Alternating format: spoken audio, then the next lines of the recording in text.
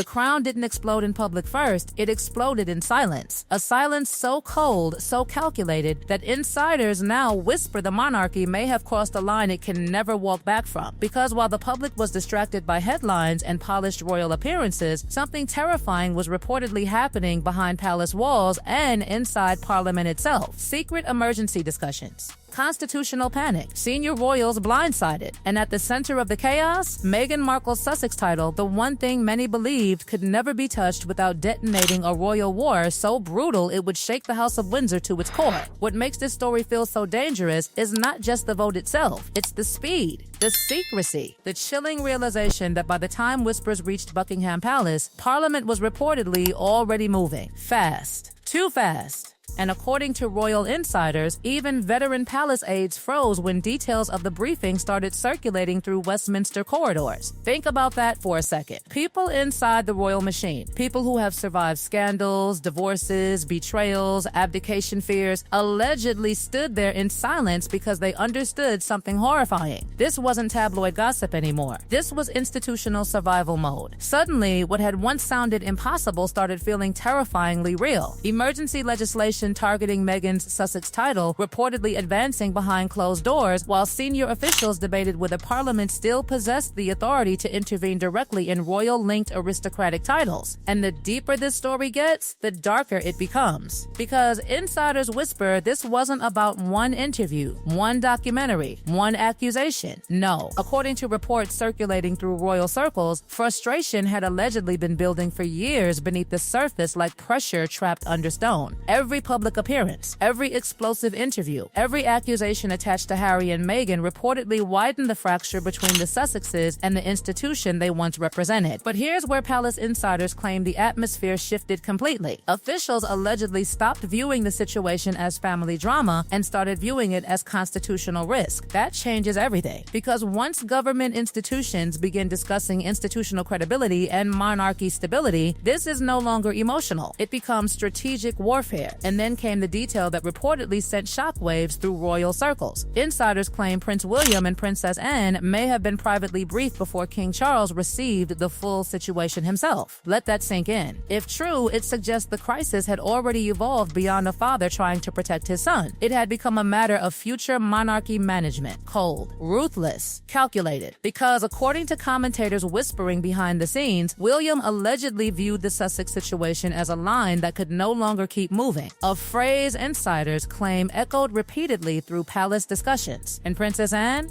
Palace staff have reportedly described her as completely unmoved by emotional pressure surrounding Harry and Meghan. To Anne, this was never personal. It was constitutional. Duty over sentiment. Institution over emotion. What's truly explosive is the fear reportedly spreading behind palace walls about what royal identity even means anymore. Critics inside government allegedly questioned whether titles connected to the crown could continue functioning as global commercial brands while simultaneously fueling public conflict against the monarchy itself. That fear reportedly became central to everything, because if royal status can operate independently from royal responsibility, then what exactly is left of the institution's authority? And suddenly, the silence from Buckingham Palace started looking less accidental and more strategic. No dramatic denials, no emotional statements, just silence. Ice-cold silence. The kind that makes insiders nervous because silence inside royal circles often means movement is already happening behind closed doors. Reports suggest legal advisors allegedly began exploring obscure constitutional mechanisms hidden deep inside centuries-old parliamentary language. Quiet consultations, late-night reviews, secret discussions no one was supposed to see. The deeper Parliament reportedly investigated the Sussex situation, the more another terrifying question allegedly emerged inside both Westminster and the palace. Had this confrontation been building since the exact moment Harry and Meghan walked away from royal life? Because according to insiders, once the monarchy lost direct control over royal branding attached to the Sussex title, fears reportedly started growing that future generations could exploit royal identity while operating completely outside traditional duty and accountability. That possibility allegedly horrified senior royal figures, and no one, according to whispers from inside palace walls, appeared more alarmed than Prince William. Sources Sources familiar with private discussions claim William increasingly viewed the situation as an existential threat to the future monarchy he would eventually inherit. Palace aides allegedly feared that public trust was slowly eroding beneath endless cycles of royal conflict, interviews, documentaries, and accusations. Each headline reportedly deepening anxiety about whether the crown still controlled its own image anymore. Meanwhile, King Charles reportedly found himself trapped in emotional devastation, a monarch divided between duty and fatherhood. Reports describe a king struggling privately while pressure mounted from all directions, one side begging for restraint, the other demanding decisive action before the monarchy lost control completely. And somewhere inside all this chaos, Princess Anne allegedly became the monarchy's iron wall. According to insiders, Anne reportedly pushed one terrifyingly simple argument during emergency discussions: the monarchy cannot survive endless ambiguity. That phrase allegedly froze rooms into silence. Because once constitutional ambiguity starts infecting royal identity itself, panic spreads fast, and reports suggest Anne believed hesitation had already cost the institution years of reputational damage. At the exact same time, whispers claim William and Anne strengthened private coordination behind the scenes, while Catherine quietly reinforced a tougher institutional response. Together, insiders say they allegedly began preparing for fallout scenarios unlike anything the modern monarchy had experienced in decades. But while Parliament reportedly raced toward what many insiders described as a constitutional breaking point, an even colder transformation was allegedly happening inside the monarchy itself. Because according to palace whispers, the House of Windsor had quietly stopped asking whether Harry and Meghan could return and started asking how the institution could survive without them. That shift changed everything. Suddenly, the language inside royal circles reportedly became harsher, more disciplined, almost militaristic. The phrase "the firm before family" allegedly dominated private discussions as senior royals prepared for consequences nobody could fully control anymore.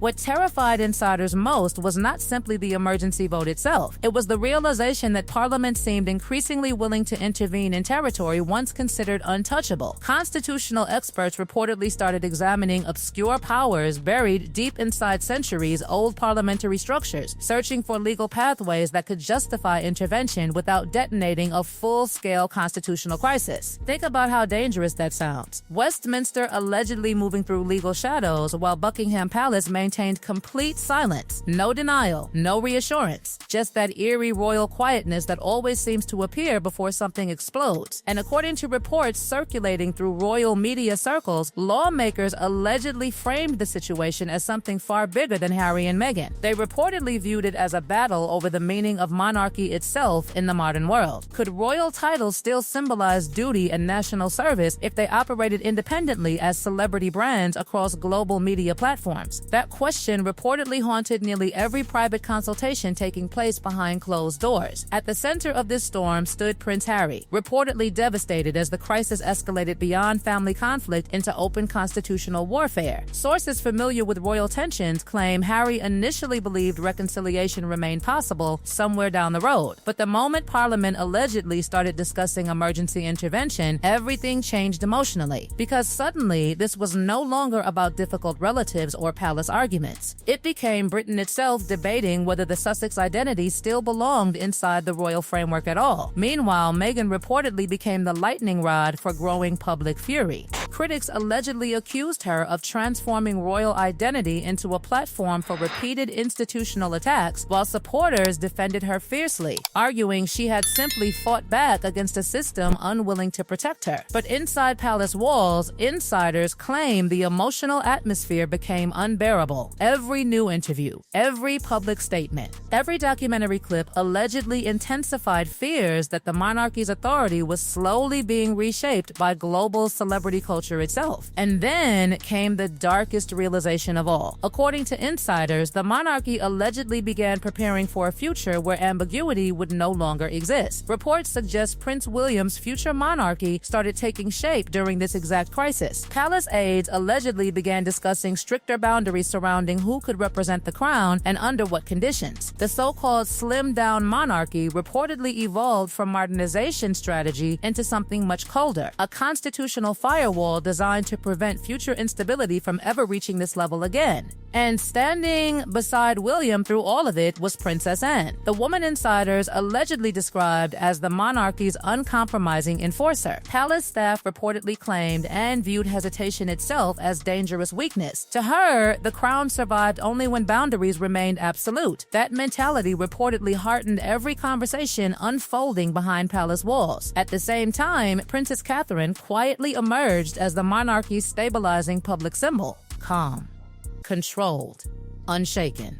While chaos erupted around the Sussex crisis, insiders whisper Catherine's steady presence allegedly reinforced William's increasingly firm institutional position behind closed doors. Because while William and Anne reportedly focused on survival, Charles allegedly remained emotionally shattered by the collapse unfolding around his reign. Sources whisper the king struggled privately with the unbearable contrast between constitutional duty and personal fatherhood. Imagine watching your own family fracture under global scrutiny while advisors push arguments about institutional necessity. That emotional contradiction reportedly haunted Charles throughout the entire crisis. And outside palace walls, Britain itself appeared deeply divided. Some citizens allegedly applauded Parliament for protecting constitutional integrity, insisting royal privilege should always remain tied to responsibility and service. Others condemned the entire process as cold, excessive, and emotionally brutal. The debate exploded far beyond Harry and Meghan, evolving into a larger argument about whether hereditary monarchy itself could still survive in a world dominated by celebrity power, digital outrage, and non-stop public exposure. By the time the reported vote moved toward its final stages, insiders claim even senior royals understood something irreversible had already happened. Whether the legislation succeeded or failed almost stopped mattering, because the emotional fracture inside the House of Windsor had already become permanent. The monarchy reportedly entered a colder era, smaller, stricter,